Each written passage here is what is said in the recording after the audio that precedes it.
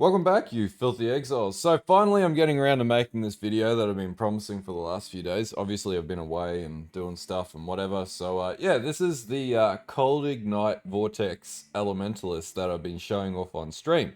So for anyone who hasn't seen this on stream, basically how this build works is we use Vortex, we level and scale Vortex up, but then we basically give it a twist and we then convert it to Ignite. So the Ignite fundamentally comes from Shaper of Flames from the Elementalist Ascendency, so we get basically just straight up crazy amounts of Ignites, 100% chance in fact, and then that scales up when we hit bosses with things like Convergence and stuff like that, and then we invest a lot into, Fire.multi or Ignite.multi, Acrimony, and then basically chucking it into these large clusters and things like that to push fire damage up. And we do all that without actually having to run Cold Fire, which, for some weird reason, this works. It's just obscenely bizarre, but it seems to work. If we were actually running Cold Fire, it'll drop your DPS, which is crazy. So we're sort of scaling Ignite. We're using the elemental damage off of the Vortex to then further empower that Ignite and make it even stronger. And we can see this in this build update tree here. So we do currently 3.3 million Ignite dot per second. And then we have Burning Ground because we run an Arcanist brand which does Flame Surge. And then, yeah, we get to like 4.27 million dot. That's in its current iteration and form. It is one level up, including Elemental Overload, which wasn't previously in the tree, which is a huge, huge increase to DPS as well.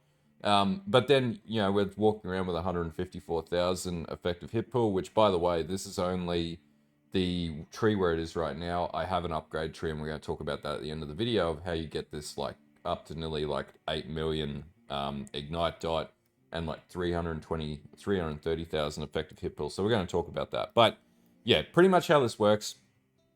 We take Vortex, like any Vortex build, we scale that up. So we use things like Empower, and we're also using the new Replica Dragonflight Amulet, which gives us +3 to all Vortex gems.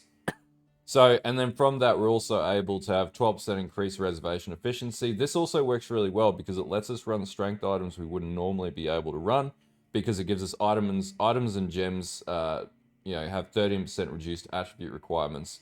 And dexterity and strength is a bit of an issue with this build, so this sort of gets around that. And then basically we're running the old, Crown of the Inward Eye, CI setup with Aegis Aurora, Incandescent Heart.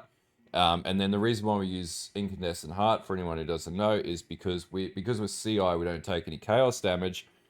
Gain 20% of elemental damage 25% of elemental damage taken from hits is taken as chaos damage, which means because we're immune to chaos damage, we lose 25% of that damage, doesn't actually affect us, and we can also abuse the node on the tree that does 10% of physical damage from hits taken as chaos damage as well. So there's a few things going on here that are pretty crazy. Now, regeneration rate-wise, I'm sitting at before amp up, we have 576, but I do run a Vile Bastion, Forbidden Flame and Forbidden Flesh setup in this, which is actually relatively cheap in the scale of all things. And that gets me to 1200, I think, on the PoB. I currently have 1,225, and then that's not accounting for Aegis Aurora ticking in. And for anyone who doesn't know what Aegis Aurora does is, pardon me, recover energy shield equal to 2% of armor when you block, and I cap out at somewhere, so idle I sit on 18,000 armor, and I cap out somewhere between 35 to 40,000 armor, depending on, the gearing and the quality of your items and things like that. That's basically how this works, and if you've seen in the B-roll, with the gloves, we have Ignites and Flicks spread to other enemies within a radius of 12, so we just light entire screens on fire. So what have I done so far? It can take Crystal Kings at about 350 to 400. It can do pretty much anything and everything. It's not so good at things like Maven, where it's you need that high DPS yield, but things like RF and stuff always have issues with Maven. Is it better than RF? I actually arguably think this is better than RF. It's more interesting. Probably costs about as much on the upper end, and I just find it way more fun with Aegis Aurora, and it's just really good at delving, and it's blast through delve like nothing else, so there's also that. Some barriers to entry is obviously cost. Some people ask me about what's the entry cost of this. It's like 10 to 15 div to get into it. You do need Aegis Aurora, you do need Incandescent Heart. If you can't get the Replica Dragonflight Amulet, and we'll talk about that when we go through the gearing, you can simply switch this out with a Hatred's All's Uprising and run a Hatred Aura, which, you know, you could just switch out Infernal Cry and then run that. And that would fix all of your damage problems. So if you're worried about that, that can be supplemented. Or you can just craft a +2 amulet or get a +2 amulet, however you want to do that. But then obviously you got to work around the reservation efficiency, which is completely doable in this build anyway. It just means drop Defiance Banner and have a little bit less armor, and then work to getting, hopefully one of these will pop up in the market or you can afford it. But anyway, let's get into the video and talk about how the PoB works so you can understand where all the damage stats are coming from for this build. Okay, as per the norm, I like to do a bit of a bullshit check over my PoB to make sure that I am not lying to you and that you can make sure I'm not lying to you, as with, unfortunately, some people that put out videos, that tends to happen. So, alright, Bandit quests. Kill all. Major God Lunaris, really good in Delve. Always have this set to 10 enemies nearby because Delve is surrounded by mofos, so you're always going to have this active, essentially. Soul of Abereth, that deals with Burning Ground and ignites. This doesn't have native ignition immunity, so this gives you that immunity. It's just really good, and it's tanky in every other facet. Burning Ground just rips your energy shield, so always have that selected. Nothing else here has been touched. We have Frenzy Charges, the reason being is because we run Cold Snap, and that's on a cast when damage taken setup. So when you kill enemies over the top of Cold Snap, it gives you Frenzy Charges, and that's how you stack up Frenzy Charges. And that goes off quite often because this is a max block build, so a Glancing Blows max block build. Nothing else here is selected. Like, we do have Flask active. We do actually have Onslaught because we have a Cinder Swallow. I don't have Endurance Charges in this yet. There is a way to get it in there. Usually it's like Red Dream, but I got to figure that out. That's going to be something else. Have you killed recently? We can tick that as yes because we're always killing something, but it doesn't affect our stats, so it can stay off.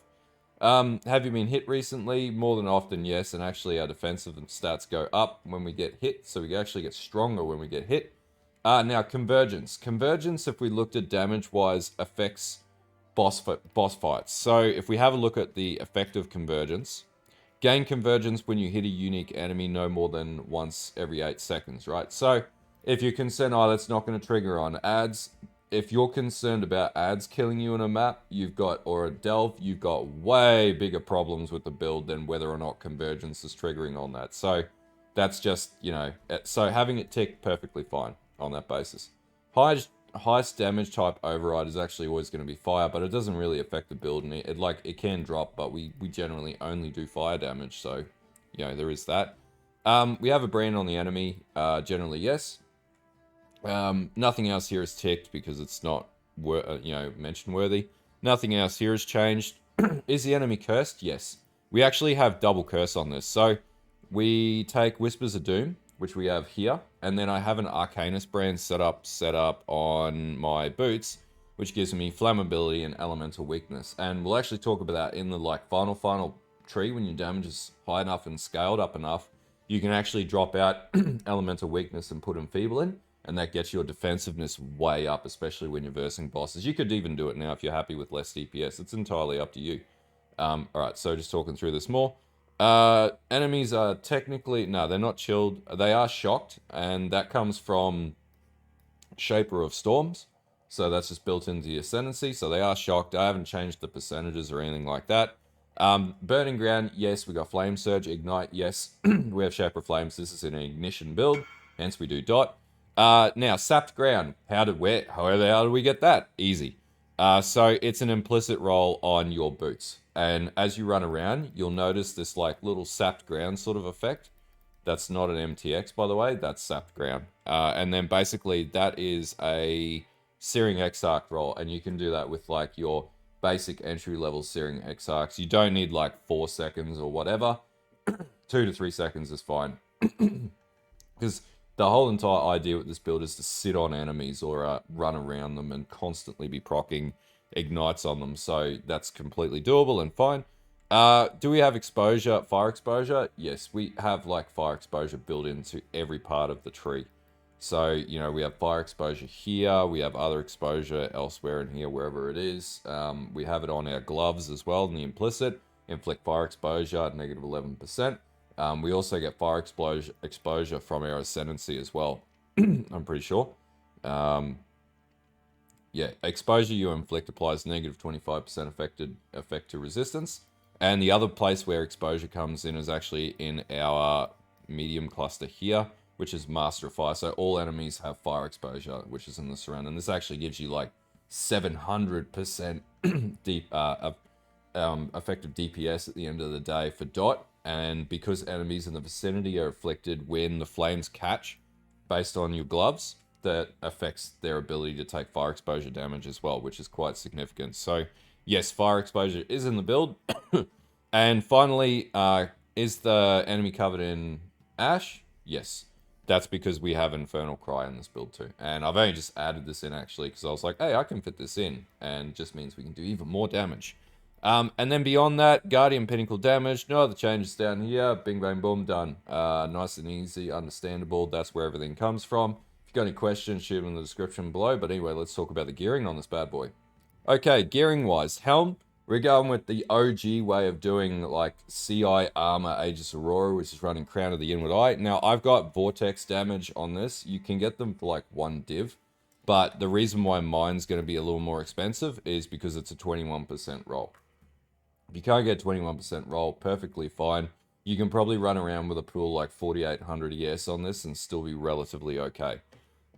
We've got an Aegis Aurora, no brainer.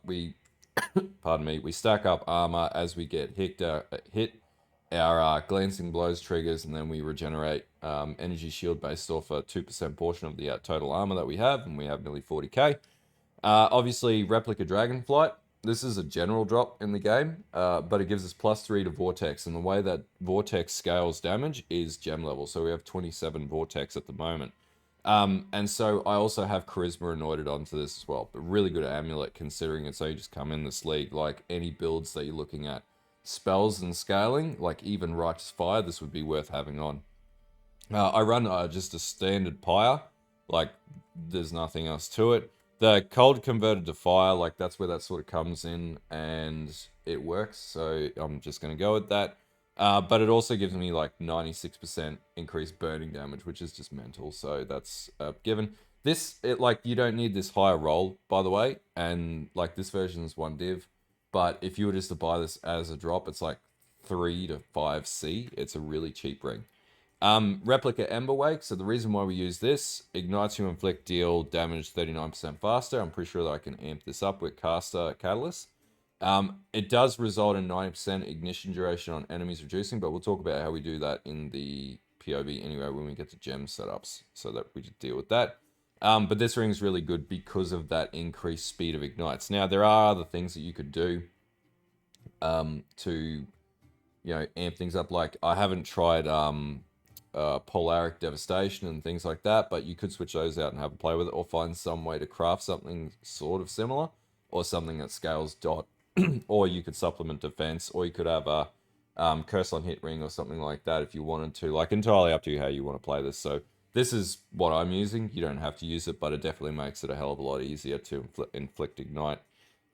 So on my scepter, so I'm using a bit of a cheaper scepter here, but I craft this. So people ask me how I made this.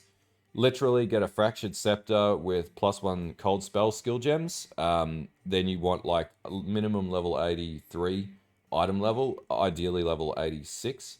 And then basically you want to hit it with a perfect fossil. Get it to as close to 30% quality, because the reason for that is the higher the quality, the higher the potential for your better rolls to appear. And then in my case, I just slammed it with Scorched Fossils, which are like half a C or whatever, 1C, and 1 Socket Resonators, which is where the real cost is at the moment, until I got the rolls that I got there. And 73% fire damage, 35% burning damage, and then I crafted on 10% fire dot over time. It's a really weird scepter because, like, why would you ever have +1 to all cold skill gems, spell skill gems, and then scale fire dot? But I did it and it works. So yeah, anyway, we're just going to defy reality right now and live in our own little pocket universe and make this work. Then obviously Incandescent Heart in our chest, best in socket sort of chest. If you wanted to go one step further, you could get Skin of the Lords, and that gives you +2, gives you a good increase to defense. It's not quite as defensive, but it will amp your DPS up through the roof early. And we'll talk about what we want to do with this, and because there is some master crafting we can do with this later and down the track with double corrupting to get this up to a +4 setup on your gem setup in your chest, which will get it to like 31 to 32, gem level, which is really cool. Gloves, literally just got like any resistances I needed, and a whole heap of energy shield, like trying to get it close to 200 as close as possible. With the implicits, so you need to roll a inflict fire exposure on hit, which is the Eater of Worlds, Eldritch Ica, and then ignites you, inflict spread to other enemies within a radius of 12. Like, if you can get a better roll of that, even better. But a radius of 12, as you can see in the B-roll, just rips whole maps. T16s just get eviscerated. So it's just like super easy mode. Belt, I literally have the belt that I've been leveling up with the whole time. You will need a crystal belt. I'll talk you through what you need to do in the end game to get one of the best in socket belts. You can craft it yourself. And I did like a few leagues ago when I was playing Vortex, like Cold Dot Vortex Occultist and stuff like that. But we use a crystal belt because it's natively just got a lot more ES, and this is how we like slam our ES up to the top. But as you can see, I don't even have very good rolls on it right now. It's a pretty shit belt, which is why I only have 5400 ES. And finally, boots. So obviously, resistances, movement, speed, ES as close to 200 as you can get, if more better. And then I've also got drop sap ground while moving and cooldown recovery rate as well, because cooldown actually affects the way that Vortex pops. Like 5% doesn't seem like a lot, but 5% is enough to like make it a noticeable exchange and have this popping a lot more, because it means a lot more sort of ignites. Now, natively, the AoE just scaled crazily on this, and with convergence, it's even more. So yeah, this just absolutely tears maps up at this stage. Just applies ignites. As long as they're in the vicinity, you'll get tapped by it. The ignite hits the enemy and then just goes whoo, and just everything catches fire. It's brilliant. I love it. And then in flask wise, I've got everything set except my unique flask to gain charges on hit. And so I got right now Quicksilver. Now usually I'd switch out the Quicksilver and delve for like, in this case it's going to be Taste of Hate, because Taste of Hate gives you a huge damage effective hit pool increase. And then I've also got Granite Flask. I've got Cinder Swallow. Cinder Swallow is like one of the best flasks because of the ignite, and recover 2% energy shield when you can kill an enemy during effect, and you'll also get 8% increased damage. So it's just a really good flask, and you get Onslaught as well. And then I've got a Basalt Flask that gives me increased armor. This one's quite expensive. And then obviously, because I'm delving with this, a Quartz Flask. So I also have 53% increased crit strike chance during effect. The reason being for this is it just makes, and I haven't got it selected right now. I need to do that. Yeah, that sucks. I need to have Elemental Overload selected in here, and I actually might scour off. I was playing around with tattoos earlier, but yeah, you want Elemental Overload, and having that flask just increases the ability to proc Elemental Overload, which is a huge quality of life benefit to the build. But outside of that, that's basically the gearing at this stage, so let's talk about the gem setups. Okay, gem setups. So in Helm, we've got Void Sphere, Cold Snap, Molten Shell, and Cast Wind Damage Taken at level 8, and we've got a level 14 Molten Shell. You could increase this pretty significantly, which is what I'm going to do to get my defense stats up. In the shield, I've got Flame Dash, Clarity, and Tempest Shield. I do run Clarity in this build. It's just a good to have, nice to have in this build to sustain that mana. As you can see, I never worry about mana in this build. It just regenerates straight away. You want to have at least like 150 mana just sitting there so you can run everything, and if you got enough regen, you just don't even need to worry about it. In the Scepter, I've got Infernal Cry, Vitality, and Defiance banner.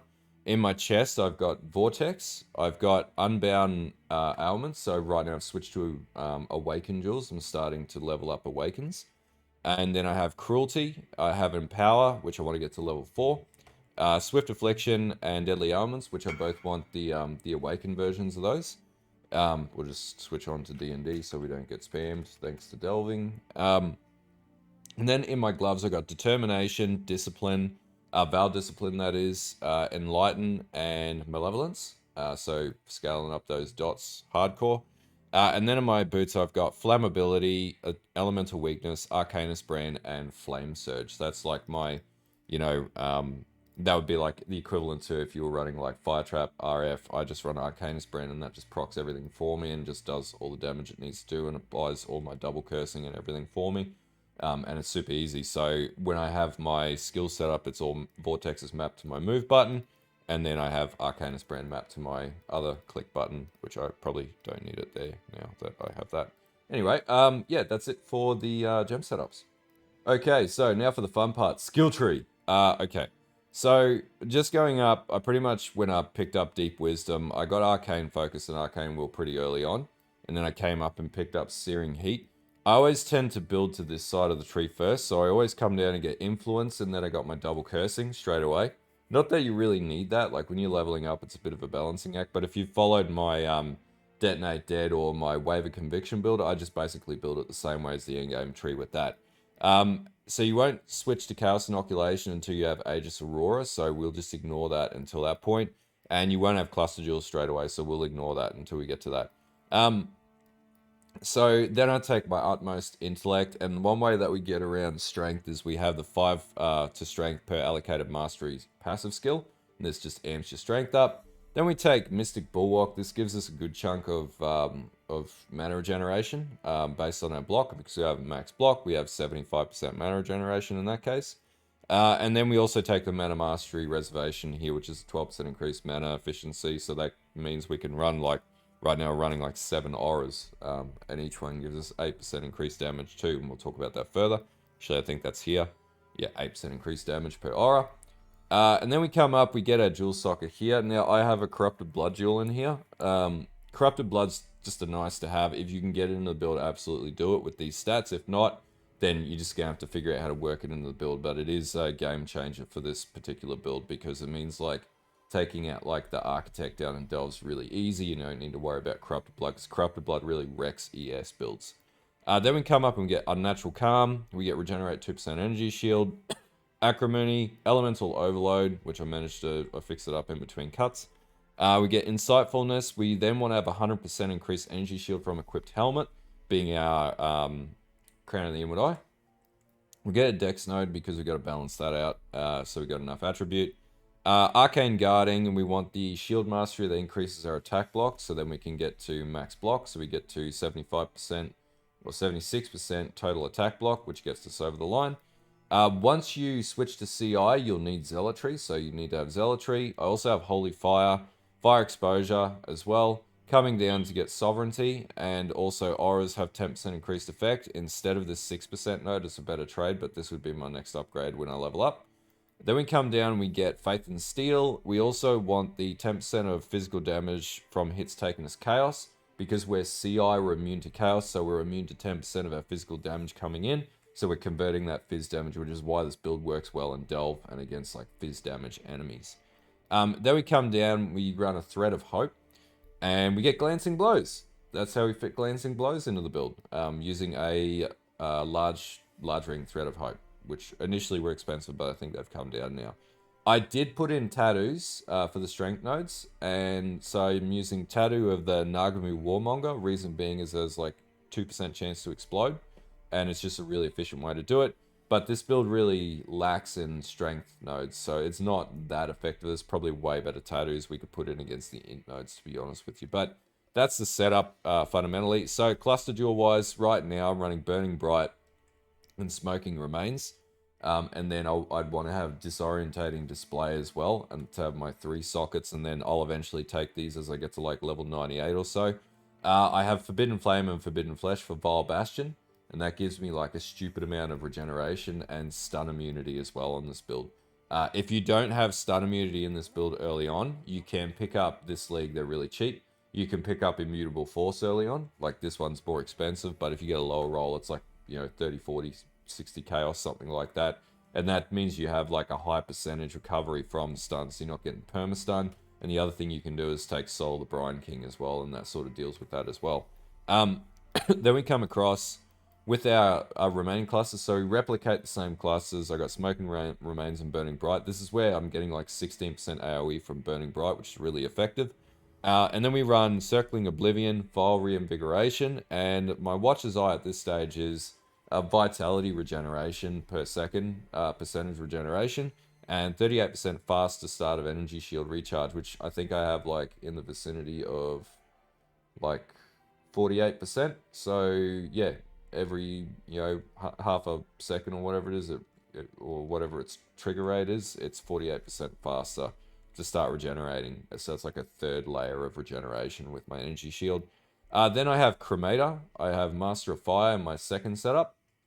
And the way that I get around my auras being chunky is I have Reservation Efficiency and Uncompromising, which gives me 50% increased mana reservation efficiency for Determination. So there's a little bit of balancing. I have all attribute rolls on these as well, which is pretty easy if you just get one of these points. And that's basically how I get around it. You could do this with, I think, Malevolence or any other major aura, but Determination's probably the best one to have Uncompromising because it's just straight up wax that issue off the tree and you don't need to worry about mana reservation efficiency. So there is a bit of balancing with that. If you find you can't fit all the auras in, then drop an aura and just work with that at that point. Like, you just got to balance it over time. And, there's also the tattoos that can help with that as well now. So you get reservation efficiency, so you could go that route too. And then you could, repurpose those points to something else if you're happy to give up some ES from your int nodes. So that's also an option as well, which I might look at to free that up later down the track, but we'll see how we go. That's it for the tree. So the Ascendency wise, we've got obviously Shaper of Flames first, Shaper of Storm second as you're leveling, and then Mastermind of Discord and Heart of Destruction. Obviously we also get Vile Bastion because of this setup here with Forbidden Flame and Forbidden Flesh. And for the Pantheon, Soul Lunaris and Soul of Aberith, which I'm yet to level up because I'm lazy and I don't feel like doing Divine Vessel leveling at this stage, but I will get around to it. Anyway, that's basically it for the skill tree and Pantheon and the Ascendancies. Okay, so at the start of this video, I said I would offer up solutions to make it better. Also, I get this question a lot. So I've done that, and I'll put the tree in the PoB. So, all right, we get to like nearly 6.2 million Ignite Dot, which is already better than most RF builds, and 330,000 effective hit pool. So how do we do this? All right, so first of all, we're accounting for level 99. Obviously, yes, I know, level 99. So we've added in disorientating display into these nodes. Now there is a warning here, there is some dex that needs to be balanced, but that's easy enough to do. So we have disorientating display in here, and we have these nodes for smoking remains taken on this part of the tree as well. Same thing here. We've got all those nodes now filled out, so that's no longer an issue. We did take this extra node down here, just to give us a little bit more armor and whatnot, so that's how we get around that. Now, gearing-wise is where this really starts to change. The tree's not so much of an issue. First of all, skill gems setups. So we've now switched out Vortex. We have Awakened Swift Affliction and Awakened Deadly Ailments, and we have 20% on everything. And level 4 in power instead of level 3, which was in the previous tree that I just showed you. So that's actually a pretty significant increase to damage, as you will see.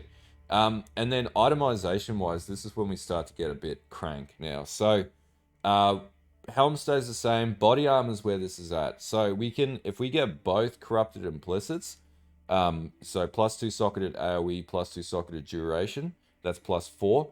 It's giving us like a 3 to 4 million DPS increase, like 4 million DPS increase, which is mad. So that's where this is coming from. Taste of Hate also increases our effective hit pool pretty significantly, as you can see. Effective hit pool is 330. Taste of Hate's a big catalyst for this. And the other way that because we do so much damage, I also changed out the auras. So, the curses. So I actually switched out Elemental Weakness from Feeble. But if you were going to leave Elemental Weakness in there, your damage actually goes like close to like 10 million in total combined DPS with, nearly 200k effective hit pool. But it's the difference between being tankier versus having more damage, and that's a choice that you can make. But that's an option there that you can exercise. Outside of that, I didn't really change anything else. Everything else is the same as it was. The Watcher's Eye, like, you could change that out and put a Malevolence Watcher's Eye in there. It would do way more damage. Didn't change out the rings, didn't do anything else. Gloves are the same. Belt is different, though. So, Belt has percentage maximum energy shield, And the way that you get this belt, number one, you need a Crusader Influence crystal belt, first of all. And secondly, with that, you just hit it with dense fossils until you get what you want. You can mix and match whichever other fossils you need to get your resistances capped on it. And that's how you get your higher probability of getting a percentage energy shield rolled. The reason why you want the Crusader influence is because one of the roll pool items that comes in as a craftable is the percentage maximum energy shield roll. Like, you know, health on elder belts and whatnot, and leather belts with hunter influence, for example, you get percentage health. That's what the Crusader influence does for belts. So it gives you that option in the crafting pool. So yeah. Anyway, that's basically it. I didn't even mess around with the scepter. You can get way better scepters. If you can get +2 scepter with those rolls, even better. That'll give you a huge increase to DPS as well. So if we were to do a +1 scepter, for example, and we got that, you know, we would go up even more, and that would be like 11 to 12 million DPS if you still had elemental weakness in the build instead of enfeeble. But yeah, I'll provide this tree in the PoB. The only thing that's going to be like of crazy difficulty to get is the body armor. And that's actually probably going to be something I'll just buy a shitload of incandescent hearts and just double corrupt myself to try and get the best one. If you can just get +2, honestly, like if you just get a +2 roll, and we can replicate that here by dropping the level, you still have like 5.3 million ignite dot and 7 million total, you know, DPS, which is pretty damn powerful.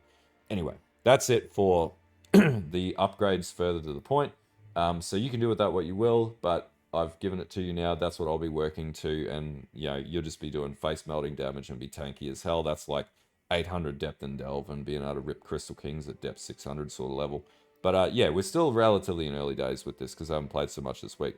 Anyway, if you like this video, if this helps you out with the build and gives you some creative ideas, like you can change this build and make it work however way you want. You could try it with different spells even, to just play with Ignite and procking Ignite with spells and stuff like that, then by all means, be my guest. But anyway, until next time, don't forget to like and sub the channel, follow the Twitch, follow the Twitter, all the rest of the stuff that I've got going on. Join the Discord. The Discord's popping off now, so we've got some cool shit, especially the Mana Bros, because apparently Mana Bond is a thing that we're doing, and I just think it's cool watching the thread. But it's a really good Discord if you're struggling with your builds or you need help. There's tons of people in it now that are all willing to help, and then I pop in and add some stuff in there now and again and things like that, and help where I can as well. Yeah, anyway, I'll leave you guys to it. Have a good one, and don't forget to stay filthy.